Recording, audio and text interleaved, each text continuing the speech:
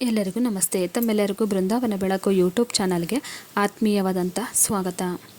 ನಿಮ್ಮ ಮನೆಯಲ್ಲಿ ತುಳಸಿ ಗಿಡ ಇದೆಯಾ? ಹಾಗಾದರೆ ಈ ವಿಡಿಯೋವನ್ನು ಖಂಡಿತವಾಗಿ ನೀವು ಕೊನೆಯವರೆಗೂ ನೋಡಲೇಬೇಕು. ನಮ್ಮ ಹಿಂದೂ ಸಂಪ್ರದಾಯದ ಪ್ರಕಾರ ಪ್ರತಿಯೊಂದು ಮನೆಯೂ ಒಂದು ದೇವಾಲಯವಾಗಬೇಕಾದ್ರೆ ಆ ಮನೆಯ ಅಂಗಳದಲ್ಲಿ ಹಸಿರಾದಂಥ ತುಳಸಿ ಕಟ್ಟೆ ಖಂಡಿತವಾಗಿ ಇರಲೇಬೇಕು.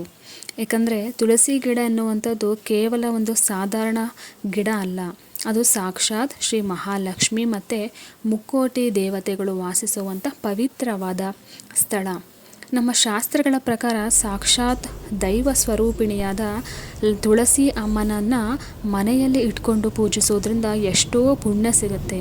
ಅದೇ ರೀತಿ ಅವರಿಗೆ ಸಂಬಂಧಿಸಿದ ನಿಯಮಗಳನ್ನು, ಆ ತುಳಸಿ ಒಂದು ಗಿಡಕ್ಕೆ ಸಂಬಂಧಿಸಿದಂಥ ನಿಯಮಗಳನ್ನು ಪಾಲಿಸದೆ ಬಿಟ್ಟರೆ ಅಷ್ಟೇ ಪಾಪ ದರಿದ್ರ ಅನ್ನೋದು ಸುತ್ತಿಕೊಳ್ಳುತ್ತೆ. ದುರಾದೃಷ್ಟವಶ ಇಂದಿನ ಕಾಲದಲ್ಲಿ ತುಂಬ ಜನರಿಗೆ ತಿಳಿಯದೆ ಮಾಡೋ ಸಣ್ಣ ಸಣ್ಣ ತಪ್ಪುಗಳಿಂದಲೇ ಮನೆಯಲ್ಲಿ ದಾರಿದ್ರ್ಯ, ಹಣದ ಅಭಾವ, ಸಾಲದ ಹೊರೆ, ತೀವ್ರವಾದ ಕಷ್ಟಗಳು ಬರ್ತಾ ಇರುತ್ತೆ. ಹಾಗಾದರೆ ಆ ಕಷ್ಟಗಳು ನಿಮ್ಮ ಮನೆಗೆ ಬರದಂತೆ ನೋಡಿಕೊಳ್ಳೋದಕ್ಕೆ ತುಳಸಿ ಕಟ್ಟೆಯ ಮುಂದೆ ಯಾವ ರೀತಿಯ ದೀಪವನ್ನು ಹಚ್ಚಬೇಕು? ಒಂದು ವೇಳೆ ಮನೆಯಲ್ಲಿರುವ ತುಳಸಿ ಗಿಡ ಒಣಗಿ ಹೋದರೆ ಏನು ಮಾಡಬೇಕು? ಇದೆಲ್ಲವನ್ನು ನಾನು ನಿಮಗೆ ಈ ಒಂದು ವಿಡಿಯೋದಲ್ಲಿ ತಿಳಿಸ್ಕೊಡ್ತೀನಿ. ಹಾಗೆ ಮುಖ್ಯವಾಗಿ ತುಳಸಿ ಎಲೆಗಳನ್ನು ಯಾವ ದಿನಗಳಲ್ಲಿ ಕೀಳಬಾರ್ದು, ಮತ್ತು ನಮ್ಮ ಮನಸ್ಸಿನ ಕ್ಲಿಷ್ಟವಾದ ಆಸೆಗಳು ಹಾಗೂ ಕೋರಿಕೆಗಳನ್ನು ತುಳಸಿ ಅಮ್ಮನಲ್ಲಿ ಬೇಡಿ ಹೇಗೆ ಈಡೇರಿಸ್ಕೊಳ್ಬೇಕು, ಈ ಎಲ್ಲ ವಿಷಯಗಳನ್ನು ನಾವು ಈ ಒಂದು ವಿಡಿಯೋದಲ್ಲಿ ತಿಳ್ಕೊಳ್ಳೋಣ. ಮೊದಲನೆಯದಾಗಿ ಈ ತುಳಸಿ ಗಿಡದ ಮುಂದೆ ಮಾಡಬೇಕಾದ ದೀಪಾರಾಧನೆಯ ನಿಯಮಗಳ ಬಗ್ಗೆ ತಿಳಿಯೋದಾದರೆ, ತುಳಸಿ ಕಟ್ಟೆಯ ಮುಂದೆ ದೀಪ ಬೆಳಗಿಸೋದ್ರಿಂದ ನಿಮಗೆ ಅನಂತ ಪುಣ್ಯ ಲಭ್ಯವಾಗುತ್ತೆ. ಈ ವಿಷಯ ಎಲ್ಲರಿಗೂ ಗೊತ್ತಿರುವಂಥದ್ದು.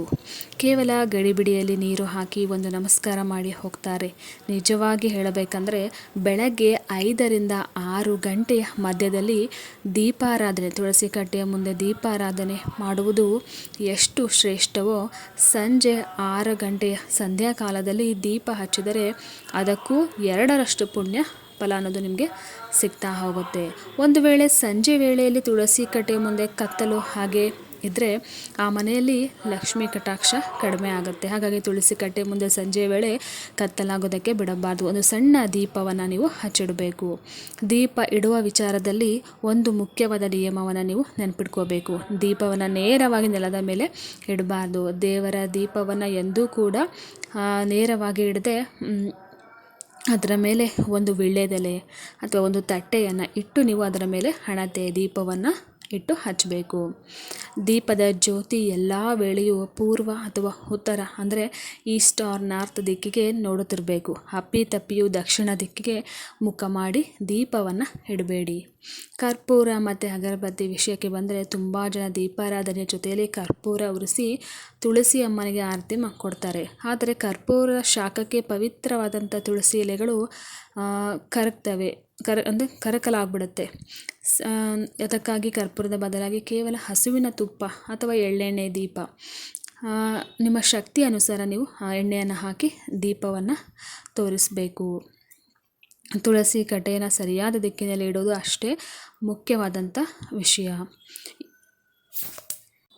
ಹಾಗೆ ಈ ತುಳಸಿ ಕಟ್ಟೆಯ ಸುತ್ತಮುತ್ತಲಿನ ಒಂದು ಜಾಗವನ್ನು ಸ್ವಚ್ಛವಾಗಿ ಇಟ್ಕೊಂಡಿರಬೇಕು. ಅಕ್ಕಪಕ್ಕದಲ್ಲಿ ಚಪ್ಪಲಿಗಳನ್ನು ಬಿಡುವುದು, ಪೊರಕೆ ಇಡುವುದು, ಕಸದ ಡಬ್ಬಿಗಳನ್ನು ಇಡುವುದು, ಇದರಿಂದ ಮಹಾಲಕ್ಷ್ಮಿ ಮನೆಯಿಂದ ತಕ್ಷಣ ಹೊರಟೋಗ್ತಾಳೆ. ಇನ್ನು ಮಹಿಳೆಯರು ಪಾಲಿಸಬೇಕಾದಂಥ ನಿಯಮ, ತುಳಸಿ ಕಟ್ಟೆ ಮುಂದೆ ಪೂಜೆ ಮಾಡುವಾಗ ಮಹಿಳೆಯರು ತಲೆ ಕೂದಲು ಬಿಚ್ಚಿಕೊಳ್ಬಾರ್ದು. ಜುಟ್ಟು ಮುಡಿ ಹಾಕಿ ತಲೆಯ ಮೇಲೆ ಸೆರಗನ್ನು ಹಾಕಿಕೊಂಡು ಅಥವಾ ದುಪ್ಪಟ್ಟವನ್ನು ಹೊದ್ದು ಪೂಜೆ ಮಾಡಿದರೆ ದೀರ್ಘ ಸುಮಂಗಲಿ ಯೋಗ ಲಭ್ಯ ಆಗುತ್ತೆ. ಹಾಗೆ ಹೆಣ್ಣು ಮಕ್ಕಳು ಮುಟ್ಟಿನ ಸಮಯದಲ್ಲಿ ತುಳಸಿ ಕಟ್ಟೆಯ ಹತ್ತಿರ ಹೋಗುವುದು, ಅದರ ಹತ್ತಿರ ಸೋಕುವುದು ಕೂಡ ತುಂಬ ಪಾಪ ಅಂತಲೇ ಹೇಳಿದ್ದಾರೆ.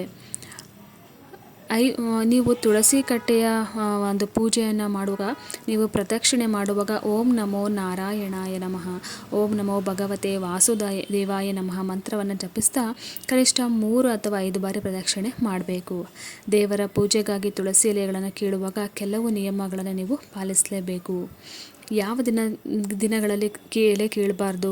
ಭಾನುವಾರ, ಮಂಗಳವಾರ, ಶುಕ್ರವಾರ ತುಳಸಿ ಎಲೆಗಳನ್ನು ಎಂದಿಗೂ ಕೂಡ ಕೀಳಬಾರ್ದು.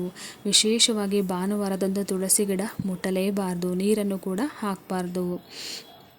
2 ರಾತ್ರಿ ಅಂದರೆ ರಾತ್ರಿ ವೇಳೆ ಸೂರ್ಯಾಸ್ತಮದ ನಂತರ ಕೂಡ ತುಳಸಿ ಮಾತೆ ನಿದ್ರಿಸ್ತಾ ಇರ್ತಾಳೆ ಒಂದು ನಂಬಿಕೆ ಇದೆ.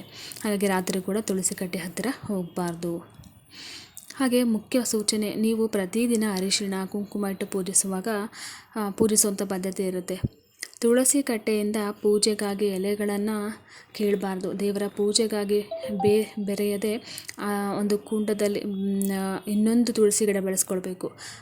ಅತ್ಯುತ್ತಮ ತುಳಸಿ ಗಿಡದ ಮೇಲೆ ಮಂಜರಿ ಅಂದರೆ ಬೀಜಗಳು ಹೆಚ್ಚಾಗಿ ಭಾರವಾದರೆ ಅಮ್ಮನವರಿಗೆ ಕಷ್ಟವಾಗುತ್ತೆ ಅಂತ ಪುರಾಣಗಳಲ್ಲಿ ಕೂಡ ಹೇಳ್ತಾರೆ. ಅದರಿಂದ ಮಂಜರಿಗಳನ್ನು ಸಣ್ಣದಾಗಿ ಕತ್ತರಿಸಿ ಒಂದು ಶುಕ್ರವಾರದಂದು ನಿಮ್ಮ ಪೂಜಾ ಕೋಣೆಯಲ್ಲಿರುವ ಲಕ್ಷ್ಮೀ ದೇವಿಯ ಫೋಟೋ ಮುಂದೆ ಇಟ್ಟು ಪೂಜಿಸಿದರೆ ಮನೆಯಲ್ಲಿ ಧನ ಆಕರ್ಷಣೆ ಅನ್ನೋದು ಹೆಚ್ಚಾಗ್ತಾ ಹೋಗುತ್ತೆ, ಕಷ್ಟಗಳು ಕಡಿಮೆ ಆಗುತ್ತೆ, ನಿಮ್ಮ ಆಸೆಗಳು ಈಡೇರೋದಕ್ಕೆ ಶುರುವಾಗುತ್ತೆ. ತುಳಸಿ ಆರಾಧನೆಯಿಂದ ನಿಮ್ಮ ಜೀವನದ ಯಾವುದೇ ಒಂದು ಕಷ್ಟಗಳಿದ್ರೂ ಕೂಡ ಸುಲಭವಾಗಿ ನೀವು ನಿವಾರಣೆ ಮಾಡ್ಕೋಬೋದು. ನಿಮ್ಮ ಮನೆಯ ತುಳಸಿ ಗಿಡ ತುಂಬ ಹಸಿರಾಗಿ ಕಳೆಕಳೆಯಾಗಿ ಬೆಳೀತಾ ಇದ್ದರೆ ಶೀಘ್ರದಲ್ಲೇ ನಿಮಗೆ ಒಂದು ಅಖಂಡ ಧನಲಾಭ ಬರುತ್ತೆ ಅಂತ ಅನ್ನೋದೊಂದು ಶುಭ ಸಂಕೇತ.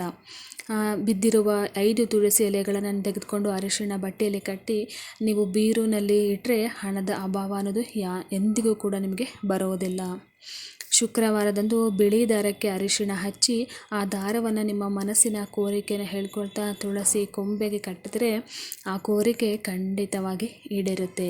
ಪ್ರತಿಯೊಂದು ಶನಿವಾರ ಸ್ವಲ್ಪ ಹಸಿಯಾದ ಹಸುವಿನ ಹಾಲು ನೀರನ್ನು ಮಿಶ್ರಣ ಮಾಡಿ ನೀವು ತುಳಸಿ ಒಂದು ಬೇರಿಗೆ ಹಾಕಿದರೆ ತುಂಬ ನಿಮಗೆ ಉದ್ಯೋಗದಲ್ಲಿ ಏನಾದರೂ ಸಮಸ್ಯೆಗಳು ಕಾಡ್ತಾ ಇತ್ತು ಅಂದರೆ ತಕ್ಷಣ ನಿಮಗೆ ಪರಿಹಾರ ಅನ್ನೋದು ಸಿಗುತ್ತೆ. ಒಂದು ವೇಳೆ ನಿಮ್ಮ ಮನೆಯಲ್ಲಿರ್ತಕ್ಕಂಥ ತುಳಸಿ ಗಿಡ ಒಣಗಿ ಹೋದರೆ ಅದನ್ನು ಎಂದಿಗೂ ಕೂಡ ಎಸಿಬಾರ್ದು. ಅದನ್ನು ನೀವು ಹರಿಯುವಂಥ ನೀರಿನಲ್ಲಿ ಬಿಡಬೇಕು. ಯಾರೂ ತುಳಿಯದಂಥ ಜಾಗದಲ್ಲಿ ಮಣ್ಣು ತೋಡಿ ಅದನ್ನು ನೀವು ಹಾಕಬೇಕಾಗತ್ತೆ. ಯಾರಾದರೂ ತುಳಿದ್ರೆ ನಿಮಗೆ ಅದರ ದೋಷ ಅನ್ನೋದು ಉಂಟಾಗುತ್ತೆ. ಮನೆಯಲ್ಲಿರುವಂಥ ಎಲ್ಲ ನೆಗೆಟಿವ್ ಎನರ್ಜಿಗಳು ಅದು ನೀವು ಮಣ್ಣೊಳಗೆ ಹಾಕೋದ್ರಿಂದ ಎಲ್ಲ ನೆಗೆಟಿವ್ ಎನರ್ಜಿಗಳು ಹೋಗುತ್ತೆ. ಹಾಗೆ ನೀವು ಒಂದು ವೇಳೆ ಹೊಸ ತುಳಸಿ ಗಿಡವನ್ನು ತಂದು ಮನೆಯಲ್ಲೇ ನೆಡಬೇಕು ಅಂತಂದರೆ ಶುಕ್ರವಾರದ ದಿನ ಹೊಸ ತುಳಸಿ ಗಿಡ ಮನೆಗೆ ತರುವುದು ಅತ್ಯಂತ ಶುಭ ದಿನ. ಪ್ರತಿದಿನ ಸ್ನಾನ ಮಾಡಿದ ನಂತರ ತುಳಸಿ ಕಟ್ಟೆಯ ಒಂದು ಸ್ವಲ್ಪ ಮಣ್ಣನ್ನು ಹಣೆಗಿಟ್ಕೊಂಡ್ರೆ ಅದೃಷ್ಟ ಅನ್ನೋದು ಒಲಿದು ಬರುತ್ತೆ. ಈ ಸಣ್ಣ ಸಣ್ಣ ನಿಯಮಗಳನ್ನು ನೀವು ಮನಪೂರ್ವಕವಾಗಿ ನಂಬಿಕೆ ಇಟ್ಟು ಪಾಲಿಸ್ತಾ ಬಂದರೆ ಶ್ರೀ ಲಕ್ಷ್ಮೀನಾರಾಯಣ ಪೂರ್ಣ ಕೃಪೆಗೆ ನೀವು ಪಾತ್ರರಾಗ್ತೀರಾ.